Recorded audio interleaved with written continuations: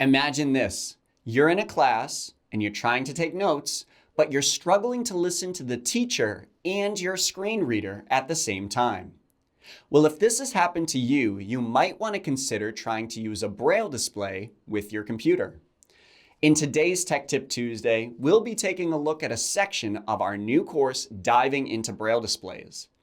In this video, my student Q will be deciding if a Braille display is right for him. To do this, he completed our self-assessment worksheet. Now, if you're considering a Braille display yourself, click the link in the description to get your own copy of the self-assessment and follow along with the video. The main question for today is a Braille display right for you? Now, if you're ready to find out, let's get started. Well, let's take some time now to talk about the statements in this activity. Each statement that you answered with agree is a good reason that a Braille display could be a good fit for you. Now, if you're looking at your self-assessment and more than half of the statements have a disagree next to it, you might want to reconsider bringing a Braille display into your life at this time. But before making that decision, there are 4 main things we need to consider. Oh boy, more stuff to think about? Okay, what are they? The 4 main things that we need to consider are Braille skills, screen reader skills, editing, and space. Q, are you ready to get started? I think so. All right, let's go. Awesome. So let's start with our Braille skills. As a Braille reader, you might want a Braille display because you are a learner who finds it easier to understand and remember information when you read it rather than when you listen. That's what statement 1 should help us decide. You also might want a Braille display because you need more practice reading and writing Braille, and that's what statement 2 should help you figure out. Both are good reasons to start working with a Braille display. Now take a look at your answers to statement 1 and 2 and think about how your answers might affect your decision. Now let's think about your screen reader skills. Remember that in our last video, we learned that using a Braille display actually means using a screen reader with some Braille. We discovered that you do need some basic screen reader skills before starting a Braille display. Statement 3 says, I know how to read text on my computer, and statement 4 says, I know how to turn on my screen reader.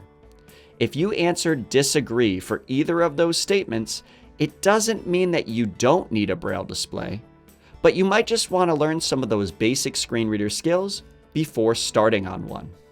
Once you feel that you have those basic skills under your belt, you can always come back to this video and try diving into Braille displays again.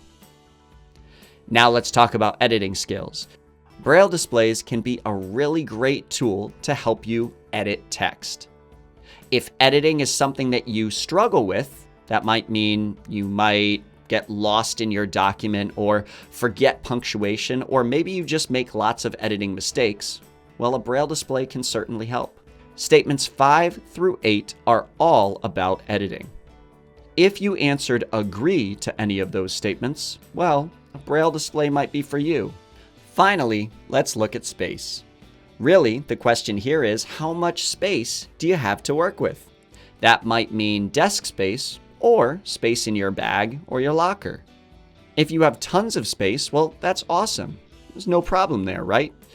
But if you are already struggling with carrying too many items or not having enough space on your desk, well, this is something that we need to consider. Look at your answers to statements 9 through 12 and think about how they might affect your decision. So Q, how'd you do? Well, I had a couple statements that I marked disagree, but I marked agree for more than half of them. I guess a Braille display may be something that I need. You sound a little disappointed. I guess. I was pretty convinced that I wouldn't need one.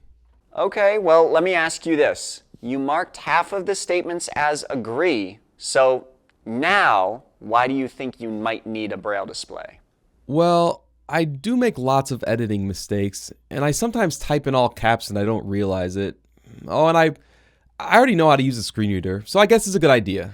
Okay, I really appreciate you being honest with yourself, and I know that this is a lot to take in, but I really think that once you get your Braille display in your hands and start playing with it, that you'll see how valuable of a tool it really can be. But it's okay if you don't feel like that now. Thanks, Cody. Maybe you're right. Now look at your answers to each statement.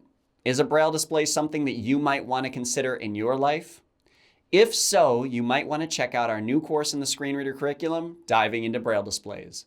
For more information about that course and the rest of our screen reader curriculum, there's a link in the description below. And while you're down there, hit that subscribe and notifications button, because in 2 weeks, we'll be right back here with a whole video on choosing the right display for your needs.